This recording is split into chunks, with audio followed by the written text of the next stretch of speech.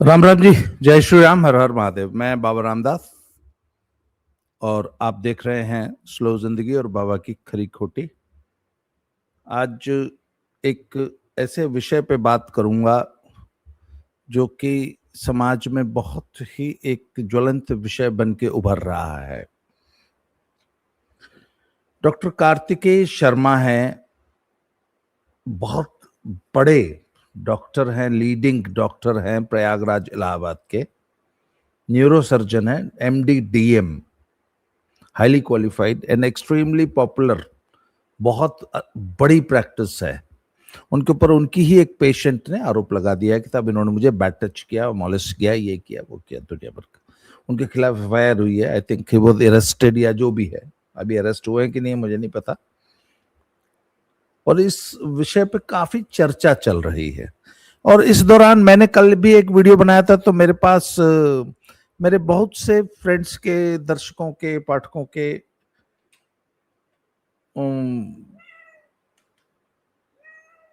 मेरी बिल्ली मुझे परेशान कर रही है, तो पाठकों के फोन आए था, दर्शकों के, तब अपने अपने एक्सपीरियंसेस शेयर कर रहे थे मेरे साथ। और डॉक्टर्स की वुमेनाइजिंग के किस्से सुना रहे थे कि नहीं डॉक्टर्स बहुत बड़े वुमेनाइजर्स होते हैं, ये है वो है।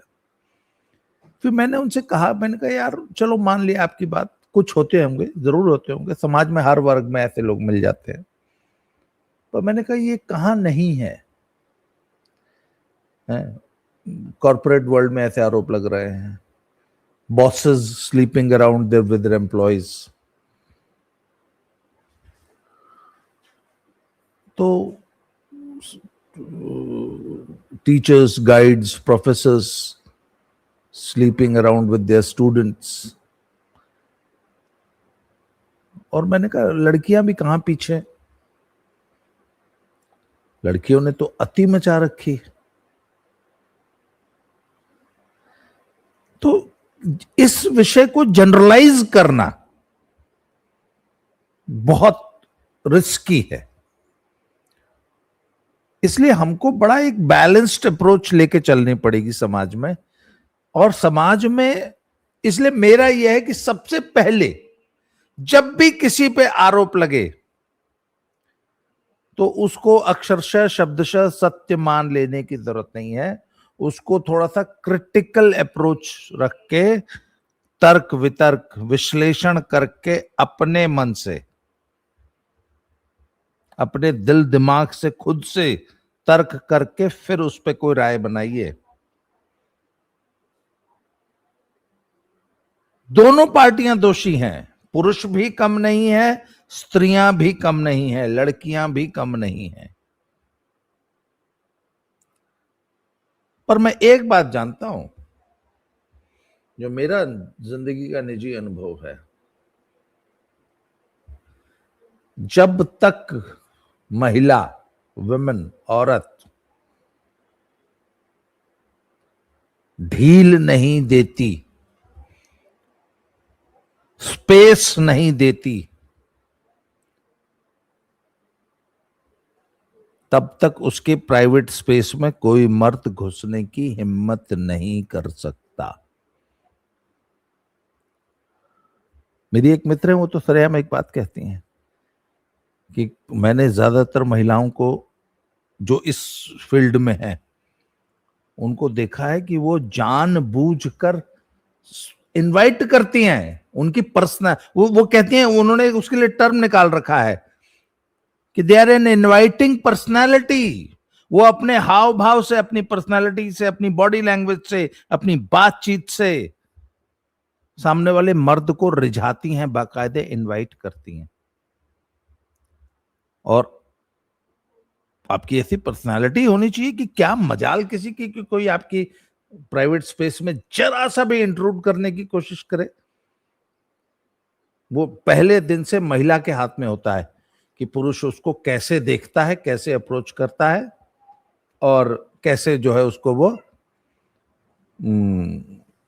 उसकी हिम्मत कैसे हो जाती है उसके साथ ऐसा करने की, या अप्रोच करने की, या उसके बारे में ऐसा सोचने की।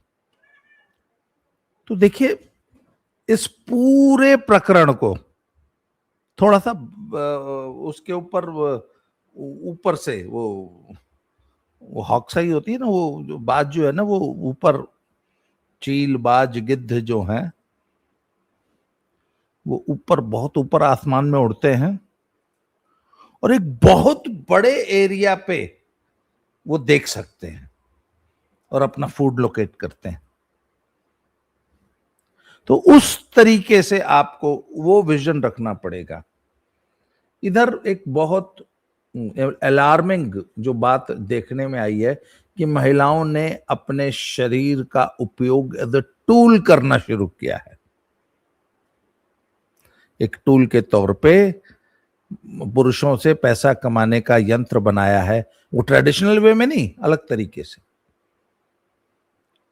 वो जो पुराने जो तरीके थे, जो दुनिया का सबसे पुरातन, द मोस्ट एंशियंट जो पेशा है ना, उससे जो पैसा कमाती आई हैं महिलाएं, वो अलग, वो तो बहुत पीछे छूट गया, वो तो बहुत छोटी सी चीज रह गई है। अब शरीर का उपयोग करके और वर्तमान में भारत के कानूनों का दुरुपयोग करके, शरीर का दुरुपयोग और कानूनों का दुरुपयोग करके महिलाओं ने पैसा कमाने का एक पूरा तंत्र विकसित किया है, जहां पुरुष को पहले फंसाओ और उसके बाद जो है उसके ऊपर आरोप लगा के, या कुछ केसेस में तो आरोप भी नहीं लगाने होते, सिर्फ आरोप की धमकी देनी होती है और पैसे वसूलो। अच्छा, मेरे सामने एक नया केस आया जो कि पंजाब में बहुत दिनों से चल रहा था। तो पंजाब में चल रहा है तो अन्य जगहों पे भी चलेगा। स्पेशली चंडीगढ़ के कुछ केसेस बहुत सामने चर्चित हुए कि डेटिंग ऐप से किसी लड़की से हेलो हाय हुई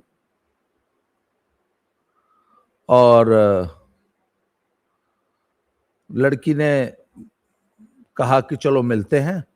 मिलने के लिए किसी कैफे में या किसी रेस्टोरेंट में या किसी बार में बुला लिया।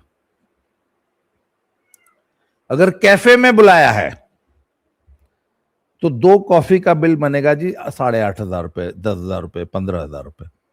ऐसा हुआ है, केसेस हैव बीन रिपोर्टेड। लड़की आई, उसने कॉफी का ऑर्डर दिया, कोई बहुत ज्यादा भीड़ भाड़ वाला कैफे नहीं था, वो कैफे लड़की ने डिसाइड किया था। अगर आप कहीं बोले कि नहीं नहीं वहां चलते, तो बोलो no I am not comfortable, क्योंकि वो आपके मतलब के, आप उसके मतलब के अब है नहीं। अगर आप उसके बताए हुए कैफे बार या रेस्टोरेंट में जा रहे हैं तब आप उसके मतलब के हैं, क्योंकि वो आपको जिस पर्पज से बुला रही है वो पर्पज क्या है? 2 कॉफी का बिल 8,500 रुपए। अभी लेटेस्ट केस हुआ है चंडीगढ़ में। और फिर वहां पे अचानक 4-6 बाउंसर मुस्टंडे टाइप आ जाते हैं और आपसे 8,500 रुपए वसूल लेते हैं। वो लड़की मुस्कुराती हुई चली देती। अभी एक रिसेंट केस हुआ है जिसमें एक बार में एक लड़की एक लड़के को ले गई और उससे 1.5 लाख रुपए ले लिए गए। अब बताइए साहब, ये तो एंशियंट जो तरीका था पैसा कमाने का, वो तो कितना पीछे छूट गया।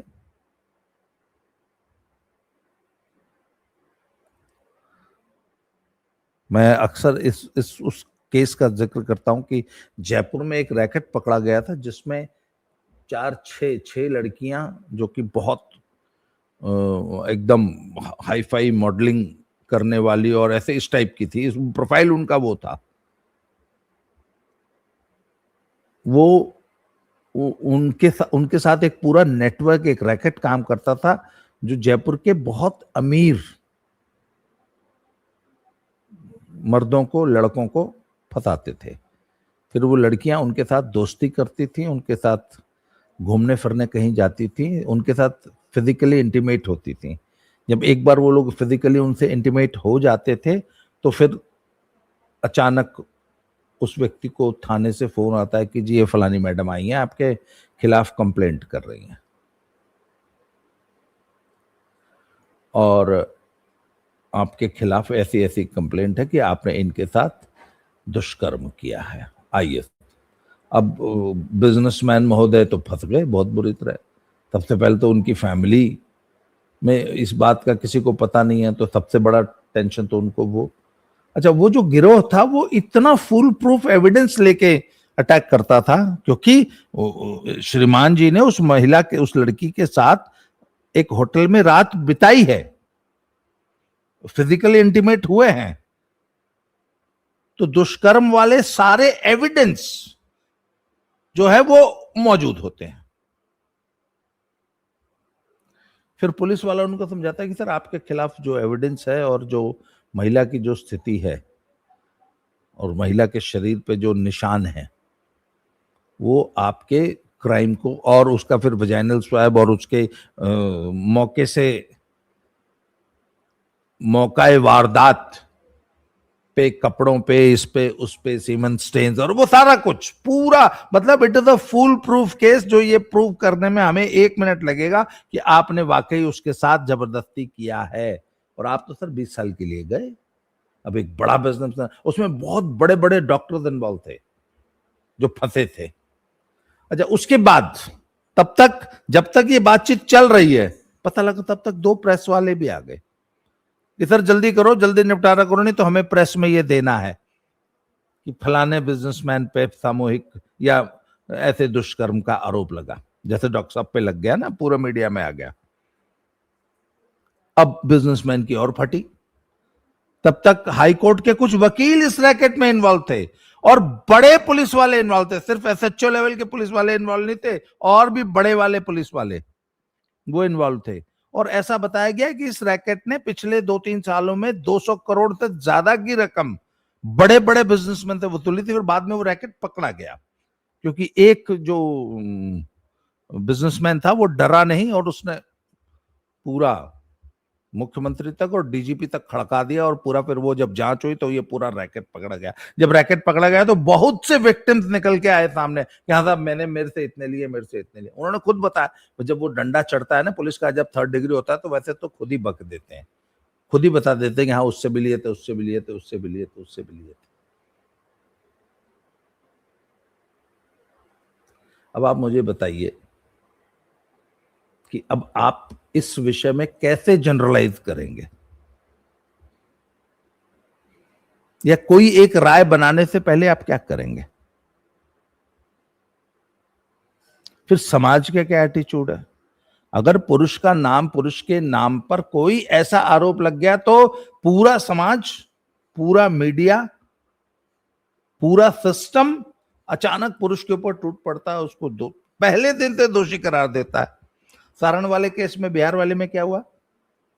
उस लड़की के घर वालों ने आरोप लगाया तो सीधे सरेआम उन 5 लड़कों के खिलाफ फांसी की मांग होने लग गई, जबकि केस एकदम झूठा पाया गया, ऐसा कुछ हुआ ही नहीं था। पर हमारा समाज तो 5 लड़कों को फांसी पे लटकाने को तैयार था ना। और कैसे कैसे शब्दों में क्या इमोशनल बातें की जा रही थी, और ऐसी बातें की जा रही थी कि बस बस बस, दुनिया तो अब खत्म होने वाली है, हम ही लोग बचाएंगे। ऐसे में डॉक्टर कार्तिकेय शर्मा पे आरोप लगे हैं। क्या डॉक्टर साहब ये कह रहे हैं कि साहब मेरा तो पूरा क्लिनिक जो है सीसीटीवी से कवर्ड है, और आप पुलिस देख ले, एनालाइज कर ले कि अगर महिला के साथ, लड़की के साथ, पेशेंट के साथ ऐसा कुछ हुआ होता तो होने के, जब ऐसी कोई घटना होती है जो सचमुच होती है, तो उसके तुरंत बाद जो रिएक्शन आना चाहिए, जो बॉडी लैंग्वेज होनी चाहिए, वो करस्पॉन्ड करनी चाहिए ना घटना के। मैं आपको एक बात बताऊं, एक बार वो प्रोफेसर गिलानी था ना, जो वो पार्लियामेंट अटैक में, उसको भी एज अ कॉन्स्पिरेटर शामिल किया था। जाकिर हुसैन कॉलेज का वो शायद पर्शियन का प्रोफेसर था। तो आपको याद होगा कि बार दिल्ली में उसके ऊपर गोली चली थी, सो कॉल्ड। तो पुलिस ने उस केस को इन्वेस्टिगेट किया, तो उन्होंने कहा कि जब गोली चलती है किसी विक्टिम के ऊपर या किसी भी व्यक्ति के ऊपर, वो चाहे किसी भी प्रोफाइल का हो, वो प्रोफेशनल सोल्जर भी अगर होगा, हार्ड कोर सीजन्ड अगर प्रोफेशनल है बैटलफील्ड का, उसको भी अगर गोली लग जाएगी या उसके बगल से गोली जब निकल जाती है, तो जो बॉडी जिस तरीके से रिएक्ट करती है, ह्यूमन साइकोलॉजी जो होती है, वो बदहवास हो जाएगा, घबरा जाएगा, घबराहट में जैसे भागेगा, दौड़ेगा, छुपेगा। कहते हैं प्रोफेसर का जो व्यवहार था उस वक्त गोली लगने पर या गोली चलने पर, वो था नहीं जो होना चाहिए। तो उनके ऊपर जो मुकदमा चला था, फिर उसमें ये बात का जिक्र किया था फोरेंसिक एक्सपर्ट्स ने कि इनकी बॉडी लैंग्वेज वो नहीं थी जो एक व्यक्ति की होनी चाहिए जब उसके ऊपर गोली चलती। इसका मतलब ये जो अटैक था ये स्टेज्ड था, ये नाटक था। तो डॉक्टर ने अगर किसी पेशेंट के साथ ऐसा कुछ कार्य किया है तो एक जेन्युइन केस में एक पेशेंट को या एक महिला को जैसे बिहेव करना चाहिए, वो महिला सीसीटीवी फुटेज में वैसा बिहेव करती हुई नहीं दिख रही है। वो एकदम कंपोज्ड, काम, सामान्य एकदम वहां ऑफिस से निकल के चुपचाप चली गई। एक और जो बहुत मार्के की बात है कि क्लिनिक में और बहुत से लोग उस समय मौजूद थे, एग्जामिनेशन रूम के अंदर नहीं थे। अच्छा, वैसे भी अगर एक डॉक्टर एक महिला का एग्जामिनेशन कर रहा है तो वो बाकी लोगों को तो निकाल ही देगा, खाली उसकी एक लेडी असिस्टेंट डॉक्टर की या उस पेशेंट का एक परिचारक, जो कि मोस्ट प्रोबेबली महिला ही होगी, वहां खड़ी होती, बाकी तो सबको निकाल ही देता है। It's quite natural.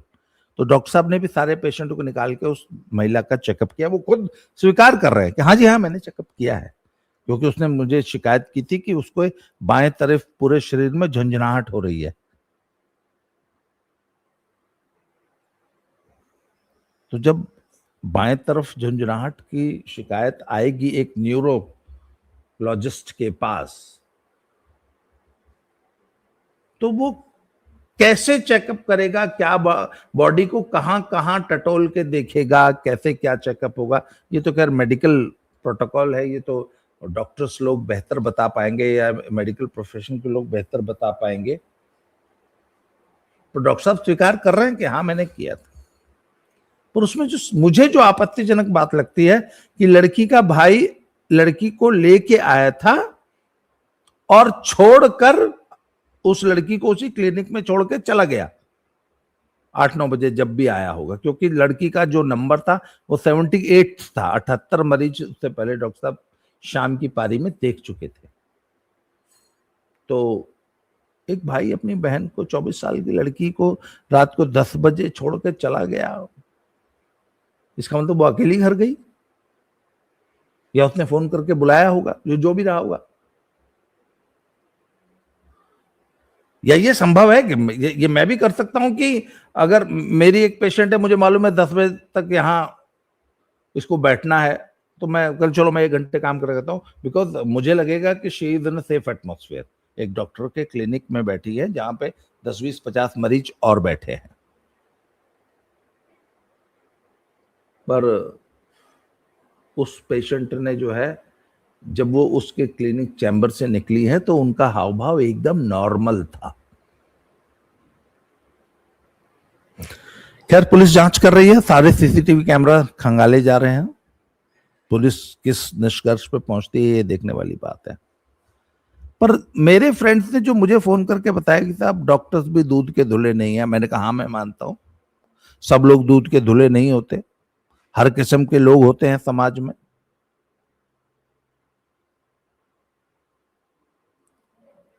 ये कोई पहला डॉक्टर नहीं होगा जिस पे ऐसा आरोप लगे, या उस डॉक्टर ने जो है, अच्छा आप अगर महिलाओं से बात करेंगे तो बहुत सारे डॉक्टर सचमुच बैड टच करते हैं, बहुत सारे करते हैं, और ज्यादातर महिला मरीज जो है वो शिकायत नहीं करती, पर वो ऐसे डॉक्टर्स को फिर अवॉइड करने लगती हैं। और फिर एक बात है ना, मेडिकल एग्जामिनेशन में जब एक पुरुष महिला का की जांच कर रहा है तो उस महिला को छूना,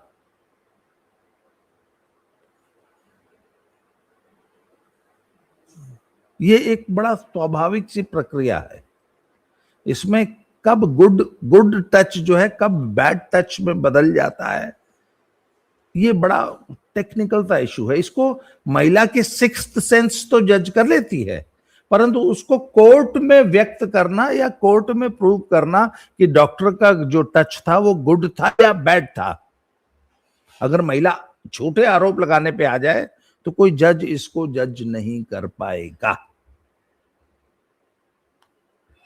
अच्छा, एक डॉक्टर्स की एक एक एक कंपल्शन ये है कि वो बाकी हर जगह तो सीसीटीवी कैमरास लगा सकते हैं, पर जहां एक महिला का फिजिकल एग्जामिनेशन हो रहा है वहां पे सीसीटीवी कैमरा लगाना भी पॉसिबल नहीं है ना। मैं हमेशा एक बात कहता होता हूं कि ऐसे हर व्यक्ति को जो फिजिकली पब्लिक के संपर्क में आता है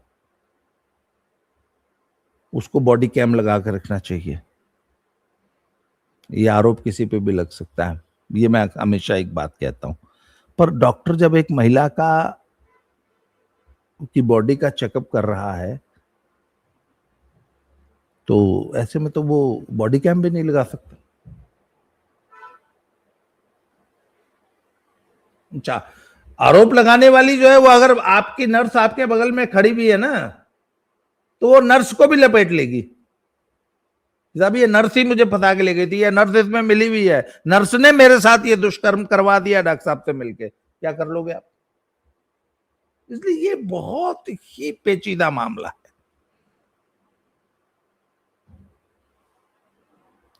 इसलिए आप इस ऐसे केसेस में जजमेंटल नहीं हो सकते। आपको स्वविवेक से ही अपने लिए, हालांकि हालांकि कानून तो काम कर रहा है और कानून का इसका इतना दुरुपयोग हो रहा है जिसकी कोई हद नहीं है, पर समाज में जब आप वो मीडिया ट्रायल करते हैं उस समय तो आप थोड़ा सा ऑब्जेक्टिव हो सकते हैं ना, मतलब थोड़ा सा अपने स्वविवेक का इस्तेमाल करके कोई राय बना सकते हैं, क्योंकि इसमें समाज की भी तो एक राय बनती है। तो ये बहुत पेचीदा मामला है, इसमें बहुत सोच समझ के संभाल के राय बनाइए। इस विषय पे चर्चा चलती रहेगी क्योंकि ये ऐसा विषय है जो मेरे आपके ऊपर किसी के ऊपर भी कभी भी ये कोई भी महिला आरोप लगा सकती है, और ये मीडिया ट्रायल है तुरंत हमारा नाम उजागर करके हमको पूरे समाज में नंगा कर देगा। इसलिए मैं इस पे इतना मुखर होकर बोलता हूं। चलिए आज के लिए इतना ही, इस विषय पे दोबारा मिलते हैं किसी नए टॉपिक पे। जय श्री राम।